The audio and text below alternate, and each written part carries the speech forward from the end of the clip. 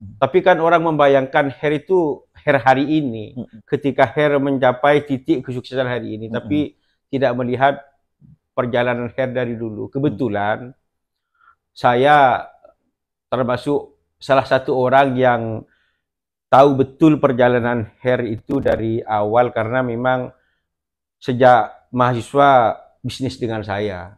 Bisnis Tupperware itu bahkan bisa Masya Allah sahabat, akhirnya ini terus terang nggak, saya seneng banget karena saya sudah berusaha berkali-kali ingin mengetahui tentang sejarah dari Haji Her, dan ternyata ada teman saya yang mengatakan orang terdekat dan kepercayaan dari Haji Her itu antum, dan alhamdulillah saya dapat nomornya dan bisa menghubungi, dan tadi itu saya memang sengaja datang sini untuk wawancara itu. Kalau Mbak Kakak berkenan, nggak apa-apa, nanti saya teruskan. Gimana Kak?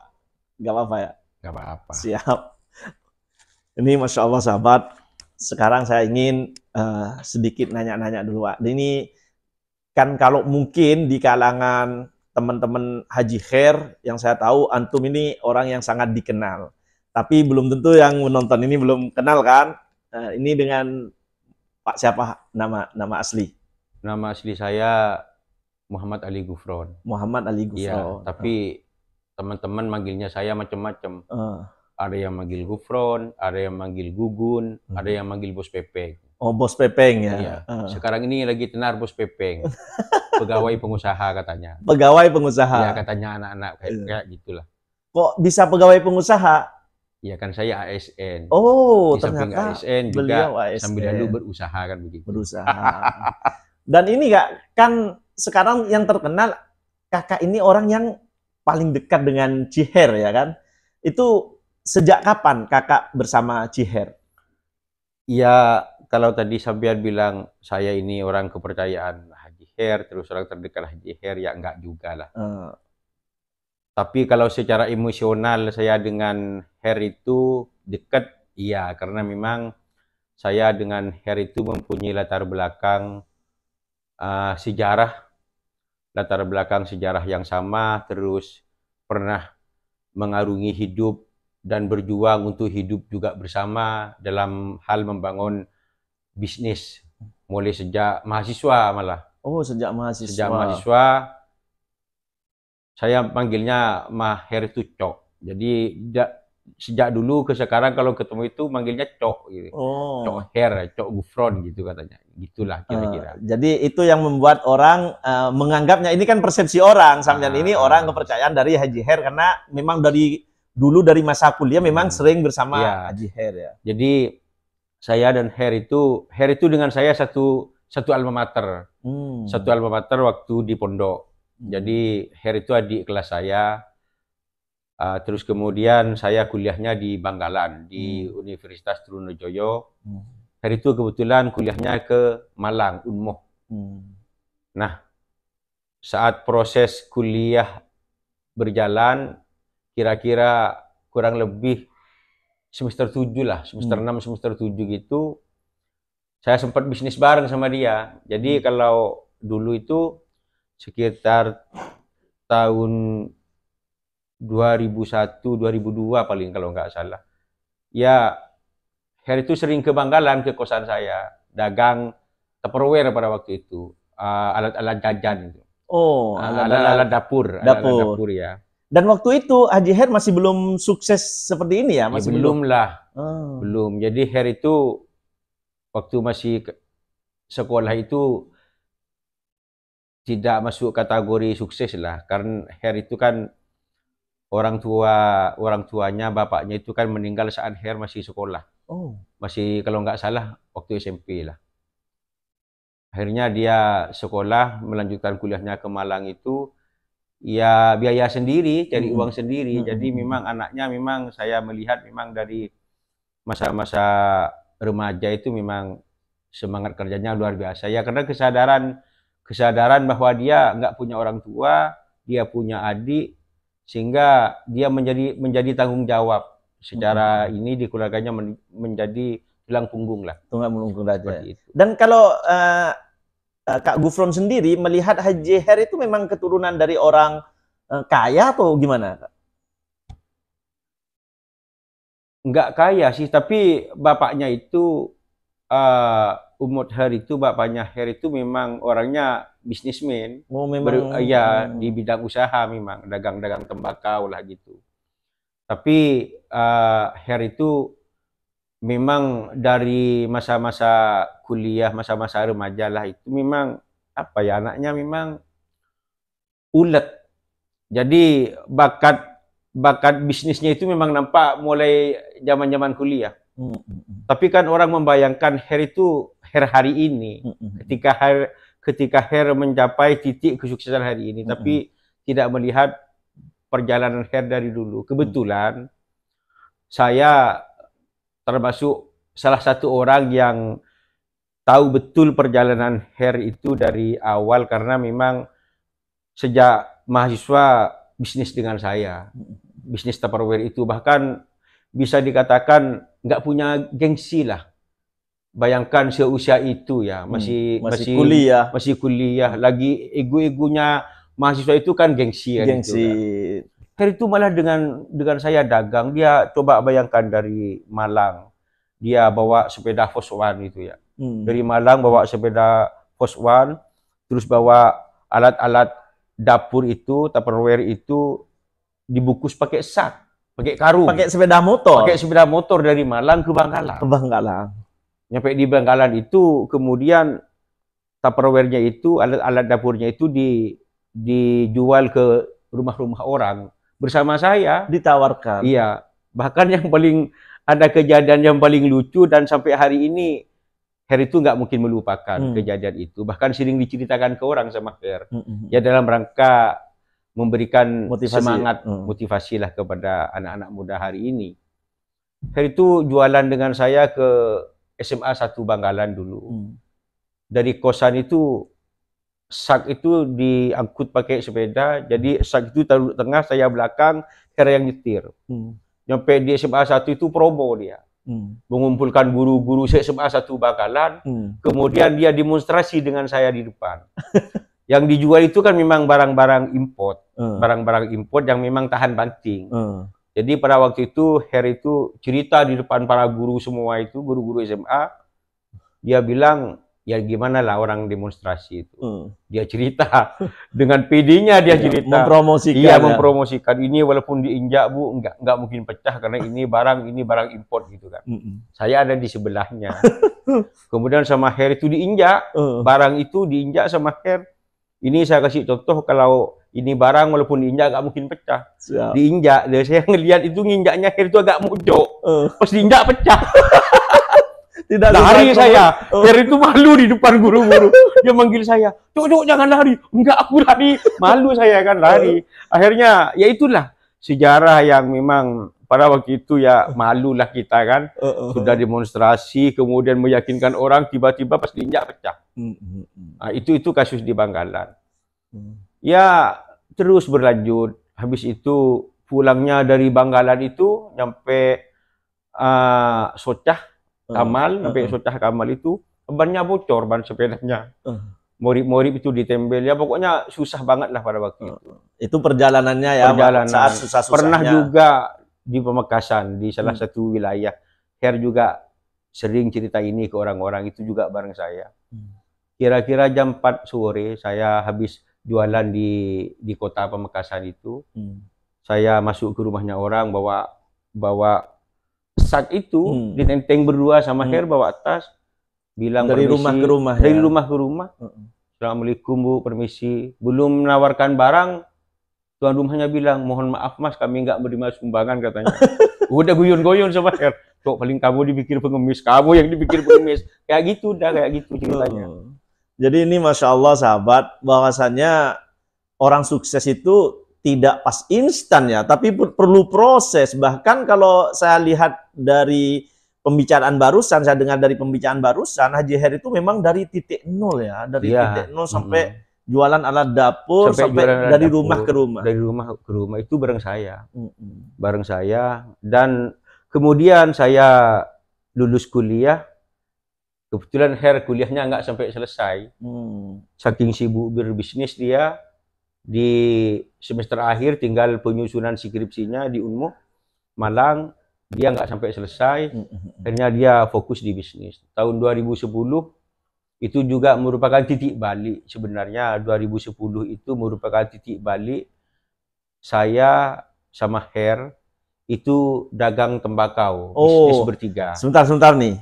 Jadi dari barang dapur, alat-alat dapur, akhirnya Haji Her tidak melanjutkan bisnis itu. Jadi suksesnya Haji Her ini dari tahun 2000 berapa? Ya 2010 merupakan titik balik kebangkitan Her. Jadi pada waktu itu saya sama Haji Her itu, saya pada waktu itu sudah punya modal lah sedikit-sedikit. Her itu nggak punya modal, dia cuma punya jaringan. Yang punya modal itu saya sama Yakub, Haji Yakub. Haji Yakub ini adalah saudaranya Her, sepupunya Her, mentornya Her juga dalam bisnis, yang banyak membantu Her juga. Dan Her ini kalau dimarahin sama Haji Yakub ini memang nggak pernah melawan dari dulu. Memang salah satu saudara yang paling disegani lah sama Her itu Haji Yakub itu. Saya manggilnya karena memang masih saya itu. Terus habis itu daganglah bertiga. Jadi saya yang dengan Yakub itu yang punya modal, Yakub juga punya gudang. Her itu yang punya jaringan, dia punya jaringan ke Sampurna. Oh, yang punya nama. Yang punya nama. Memang jaringannya dia memang bermanuvernya itu luar biasa memang. Jaringannya memang lumayan kuat. Lah 2010 itu kemudian kita dagang bertiga sampai 2014. Ya dari situ kemudian saya bilang menjadi titik balik dari kebangkitan Her itu karena memang sejak dagang bertiga itu saya dari 2010 itu terus ya, hasil dagang selama 3 tahun ini akhirnya Her punya modal sedikit demi sedikit, akhirnya dikembangkan ke bisnis lain, ke bisnis cengkeh macam-macam lah. Akhirnya ya dari itu Her kemudian secara bertahap, secara step by step, ekonominya mulai berkembang. Tuh, ini Masya Allah sahabat, saya mendengar obrolan ini, ternyata ada poin yang bisa kita dapatkan. Salah satunya, Haji Her nggak punya modal, tapi punya jaringan. Sedangkan Kak Gufron ini yang punya modal. Tapi saya kalau sama Haji Yakub. Sehingga dengan kerjasama itu, akhirnya sukses seperti sekarang. Ya, alhamdulillah. Cuman ini juga Kak, sekarang kan Haji Her itu dikenalnya sama teman-teman itu sebagai pedagang tembakau. Tapi ada juga selentingan Haji Her itu katanya ada bisnis-bisnis lain. Sebenarnya bisnis Haji Her itu apa saja sih Kak? Kalau boleh tahu. Ya, Her itu kan memang punya basic yang kuat dalam hal bisnis ya. Dia mempunyai kelebihan dibandingkan pemuda-pemuda seusia dia. Dia orangnya suka spekulasi. Cuman memang yang dominan dari sumber pemasukannya Her itu memang dari tembakau. Dan sempat juga dia bisnis cengkeh. Dan sekarang dia kan juga pelebaran sayap ke travel umroh. Oh, travel umroh dia juga. Punya travel umroh juga. Dan yang terbaru beberapa minggu yang lalu dia meresmikan sebuah usaha baru yaitu pembibitan grosok di desa Monto apa Lancar gitu. Jadi dia membiayai petani itu dengan pembibitan grosok dan mungkin pabriknya juga sudah siap di sana. Itu salah satu wujud dari spekulasi dia juga dalam rangka pemberdayaan petani juga. Ya banyak manfaatnya lah. Seperti itu. Dan ini sahabat, kenapa Haji Her ini sekarang naik daun? Bahkan beliau dijuluki sebagai Crazy Rich-nya Madura, karena kemarin yang viral itu di bulan Ramadan, beliau siapa saja yang melaksanakan sholat tarawih di masjidnya, itu per orang dikasih 50.000. Bahkan sampai yang datang itu sahabat, parkirannya aja 1 kilo sebelumnya sudah parkir dan sampai 5.000 jemaah. Dan 5.000 jemaah itu tiap malam dikasih uang 50.000. Itu kalau menurut Kak Gufron, ada tujuan apa Haji Her dengan itu? Yang pertama terkait masalah Haji Her yang terkenal sebagai Crazy Rich-nya Madura ya. Siap. Ya saya tidak berani lah untuk mengatakan sebagai Crazy Rich-nya Madura karena saya nggak tahu berapa apa seluruh asetnya Her, nggak tahu. Cuman ya sekarang secara ekonomi Her berkecukupan lah, saya memandang seperti itu. Dan ketika saya melihat Her pada titik hari ini, ya sebagai teman saya merasa bangga lah. Merasa bangga, apalagi dia tumbuh dan berkembang menjadi orang yang baik. Bukan tumbuh berkembang menjadi orang yang kurang baik. Tapi dia tumbuh berkembang secara karir bisnisnya, secara pengembangan ekonominya. Dia mengalami peningkatan cukup pesat, kemudian dia berperilaku dermawan seperti ini kepada orang. Tentu itu kan perlu dicontoh, Mas. Her itu selalu ingat, dan saya selalu ingat kata-katanya dia. Nggak ada orang hebat, katanya Her. Yang ada itu orang beruntung. Ya, Her sekarang lagi beruntung, dan di momen yang dimana dia lagi beruntung seperti ini, lagi naik daun seperti ini, kemudian dia bersikap dermawan kepada orang yang dianggap perlu dia bantu, ya itu harus kita akui bagus itu. Dan bahkan tradisi seperti ini oleh Her ini harus dipertahankan. Dan memang teman saya yang satu ini memang cukup fenomenal lah, Mas. Tidak hanya di Pamekasan, tapi di Madura secara umum. Bahkan Her ini termasuk pemuda, 10 besar pemuda di Jawa Timur yang berpengaruh. Dan sebagai teman saya merasa bangga lah. Karena dia sukses tapi tidak sombong. Sukses suka bantu orang. Itu kan apa namanya? Nilai-nilai, value-nya kan, kemanusiaannya kan luar biasa. Kan begitu. Jadi gini Kak, ini langsung dari sahabatnya ya. Memang katanya Haji Her itu memang orangnya dermawan. Cuman ini juga Pak, kita menanggapi tanggapan dari masyarakat juga ya kan. Apalagi Haji Her sering memberikan kepada orang, bahkan bukan hanya Ramadan. Akhir-akhir ini juga ada video, ya gak apa-apa. Akhir-akhir ini ada video yang viral juga, bahkan di jalan pun Haji Her kadang kalau ada orang yang lewat, dia sering sedekah. Dan akhir-akhir ini juga Haji Her itu sempat mengumpulkan ulama-ulama Madura, bahkan juga ada petinggi-petinggi pemerintahan seperti Pak Mahfud MD dan juga ulama-ulama, khususnya ulama-ulama ya yang saya lihat itu. Apakah ada sinyal-sinyal nih di tahun politik ini Haji Her itu ingin maju di politik seperti Crazy Rich yang lainnya, yang sudah ada di televisi-televisi itu?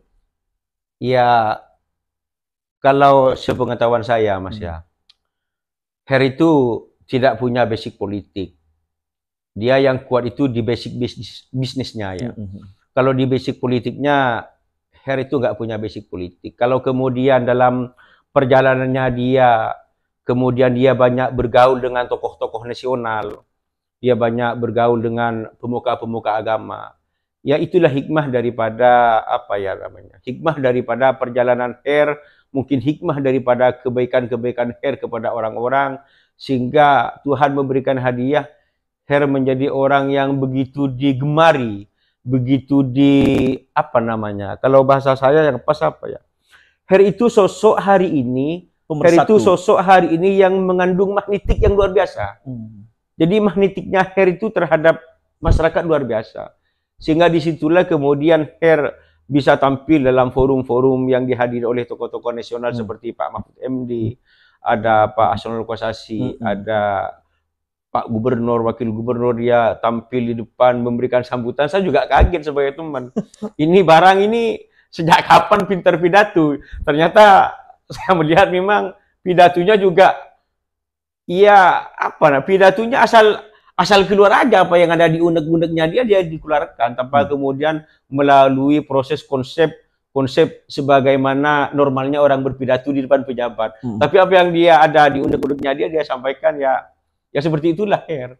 Kadang-kadang kalau pidato orang, ini benang merahnya yang disampaikan ini. Kadang-kadang itu aja yang ditunggu. Siap. Kayak gitu. Dan ini ternyata sahabat, yang cerita ini, Kak Gufron ini, ternyata beliau juga orang sukses. Dan yang saya tahu Kak Gufron ini katanya dulu Kak Gufron itu pernah ada di titik terpuruk lah, sehingga sampai bangkit. Itu gimana ceritanya, Kak? Iya, kalau dibilang saya sukses, enggak lah. Cuman bangkit dari keterpurukan itu, iya. Karena memang saya dengan teman-teman saya di rumah itu kan sempat memang lost contact, termasuk sama Her, sama Yakub sendiri. Sempat tidak ada komunikasi. Ya, tidak ada komunikasi karena saya memilih jalan yang lain. Lain. Dan ternyata jalan yang saya ambil itu jalan yang salah. Ya, sempat terpuruk, sempat nggak punya apa-apa, sempat nggak punya sepeda motor pun saya nggak punya. Jadi sempat punya hutang 1 miliar malah. Pasca saya jadi kades itu hutang saya. Pernah jadi kades? Iya, saya pernah jadi kades 8 tahun. Jadi sampean waktu itu sempat gak punya apa-apa ya? Iya, akibat salah jalan bertahun-tahun lamanya itu, kurang lebih 6 tahun ke 7 tahun itu salah jalan lah. Ya, akhirnya gak punya apa-apa. Kita terpuruk lah. Bahkan dalam sejarah perjalanan hidup saya mulai kecil sampai dewasa, saya belum pernah mengalami keterpurukan seperti yang saya alami beberapa tahun yang lalu. Sampai punya hutang, Kak? Ya, kalau hutang mah banyak. Saya pasca berhenti jadi kepala desa di Larangan Luar itu, saya punya hutang 1 miliar. Pernah jadi kepala desa? Di Larangan Luar 8 tahun, setelah nggak jadi kepala desa, punya hutang 1 miliar. Benar-benar terpuruk, sampai sepeda motor pun nggak punya. Sampai saya masuk kantor itu di Kecamatan Kadur itu seperti anak PAUD. Jadi kalau saya berangkat ke kantor itu diantar sama saudara. Kalau mau pulang saya nelpon minta jemput. Seperti itu. Terus kakak sendiri kan di masa bangkrutnya, di masa banyak hutang itu, siapa yang membantu pada akhirnya sehingga kakak jadi sukses seperti sekarang ini? Ya, mungkin ini juga doa orang tua ya. Karena di saat saya salah jalan itu memang orang tua saya itu, ibu saya itu memang luar biasa. Makanya kalau sama ibu itu benar-benar mengabdilah kita ini sebagai anak. Ibu saya yang mungkin doa ibu saya dan lain sebagainya. Akhirnya saya bisa bangkit keterpurukan itu lewat perantara ya teman-teman saya yang ikut memberikan semangat, mensupport, bahkan mengangkat dari keterpurukan ini. Saya punya banyak teman lah yang kemudian bisa saya sebut di sini. Saya awalnya bertemu sama Yakub. Setelah lama tidak ada komunikasi, ketemu ada 6 tahun nggak ketemu sama Yakub. Saya punya teman dekat lah. Salah satunya Surfi. Surfi itu adanya Cifat Hor juga, pengusaha tembakau. Ada Yakub, ya ada Her juga. Jadi 3 orang ini yang saya merasakan betul. Juga ada Haji Siddiq yang memberikan support moral kepada saya. Sudah, kamu harus bangkit, ayo berbaur lagi seperti yang dulu. Akhirnya saya ya diajak berbisnis lagi sama Surfi, sama Haji Fathor, sama Yakub, sama Her. Kamu harus bangkit toh. Ayo kamu bisnis lagi bersama kita. Kita harus kembali kepada front yang dulu gitu. Yang disitulah kemudian menjadi episode baru dalam perjalanan hidup saya. Dan alhamdulillah saya bisa bangkit dari keterpurukan itu. Saya bisa bayar hutang, saya bisa nyicil hutang, ya bisa beli sesuatu lah, seperti itu. Ya karena bantuan teman-teman itu tadi. Ini Masya Allah sahabat. Ternyata hari ini saya mendapatkan 2 motivasi dari perjalanan 2 orang sukses yang ada di Pamekasan, yaitu Haji Her dan Kak Gufron sendiri. Dan ada suatu ungkapan bijak yang kemudian mungkin Mas sendiri sudah dengar lah, sudah sering mendengar itu. Orang jatuh itu biasa, Mas. Tapi orang jatuh dan bisa bangkit itu yang luar biasa. Dan semoga saya termasuk orang yang seperti itu. Amin, amin, amin. Jadi ini sahabat ya, berkat persahabatan yang baik dan sempat lost kontak, ternyata Haji Her masih rela dan masih sudi untuk membantu antum bisa bangkit lagi ya. Iya. Oh. Salah satunya itu. Iya, betul. Dan ini juga Kak Gufron ya. Kita kembali ke Haji Her juga. Kak Gufron kan tentu sudah tahu karakter, sifat, termasuk kebiasaan dari Haji Her. Setiap orang tentu ada kelebihan dan ada kekurangannya. Kalau menurut Kak Gufron, kelebihan Haji Her itu apa dan kekurangan Haji Her itu apa? Ya, saya sebenarnya paling nggak biasa kalau menilai orang dari sisi jeleknya. Saya selalu melihat orang dari sisi positifnya, Mas. Siap. Ya, apa ya? Kalau dari sisi, bukan sisi jelek sih sebenarnya. Ya, salah satu kelemahan Her dari perjalanan hidupnya itu yang saya sayangkan. Karena Her nggak sampai menyelesaikan studi S1-nya di Unmuh itu aja. Terus, ya karena saya memaklumi, karena pada waktu itu Her memang kondisinya lagi semangat-semangatnya berbisnis, sehingga dari dimensi pendidikannya dia sedikit lalai. Ya itu aja yang saya sayangkan. Karena tidak tercapai ya, pendidikannya tidak tercapai, selesai. Ya. Terus dari sisi kelebihan dan kebaikan dia, Her itu orangnya, ini sepengetahuan saya ya, saya kenal dengan Her dari dulu itu. Her itu orangnya satu, Mas. Her itu orangnya tidak suka iri sama orang. Ada orang kerja sukses, kemudian orang kerja berhasil, dia nggak iri orangnya. Bahkan dia hanya ingin, kalau dia bisa masa saya enggak, itu kan. Kalau itu kan bukan iri, tapi menjadikan kesuksesan orang lain itu sebagai pemicu semangat untuk kebangkitan dia. Yang kedua, Her itu orangnya ngalah, Mas, sama teman. Sama teman ngalah dia. Jadi kalau ada perselisihan di antara teman, ya orangnya Her ngalah. Kalau tidak pendendam. Kalau beda pendapat, beliau sering ngalah gitu. Kalau akhirnya perbedaan pendapat itu akhirnya membuat hubungan itu clash, dia pasti ngalah. Dan Her itu, sepengetahuan saya, jarang dia itu kalau dimarahi sama Haji Yakub itu, dia melawan. Bahkan didikannya Haji Yakub itu, kalau saya bilang ke itu, kamu kok mendidik Her kayak militer? Iya, Fron, saya harus keras mendidik dia. Karena kalau Her itu susah, saya sedih. Kalau Her itu terjadi apa-apa sama Her, saya orang yang paling sedih. Dan Her itu anak yang nggak punya orang tua. Sehingga saya harus mendidik dia supaya dia belajar disiplin, belajar untuk lebih hati-hati dalam hubungan bisnis. Jadi sifatnya edukatif lah, Mas. Edukatif. Dan ya sampai sekarang Her itu kalau sama Haji Yakub itu memang menganggap orang tua. Dan di antara beberapa saudaranya Her itu memang yang sering marahin dari dulu itu, sering marahin, sering comel sama Her itu ya Haji Yakub itu. Haji Yakub itu. Dan Her itu orangnya gimana ya? Kalau sama teman menurut saya sih ngalah, dia nggak suka berdebat. Udahlah, kalau masalah yang kecil nggak usah dibesar-besarkan. Kalau masalah yang besar kalau bisa disederhanakan kan. Karena kayak gitu. Itu yang sifat-sifat seperti itu yang saya sendiri, kayaknya saya kalau ada di posisi Her, saya nggak bisa ya. Mungkin karena latar belakang saya aktivis, demonstran, sehingga beda karakternya. Betul. Begitu, Mas.